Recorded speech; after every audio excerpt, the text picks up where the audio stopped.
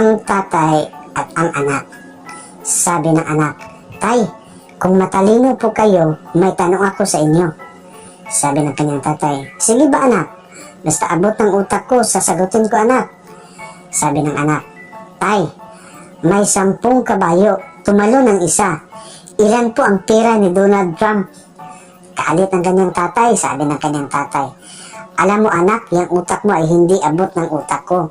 Pero yung muso mo abot ng kamao ko."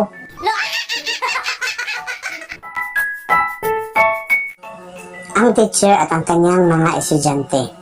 Sabi ng teacher, "In my class, I don't want to hear you speaking Tagalog. Understand?" Sabi ng kanyang estudyante, "Yes, ma'am." Sabi ng kanyang teacher, "Good. You, what's your name?" Sabi ng isang estudyante, "Early 7, strike land, never broke." Sabi ng kanyang teacher, "Are you Philam?" Sabi ng estudyante, "No, ma'am. That's the English of my name. Agapito hampas lupa di magiba." Si Unyok at ang kanyang teacher. Sabi ng teacher, "Class, gayahin nyo ang mga langgam. Puro sila trabaho para makaipon ng food. Hindi sila naglalakot siya."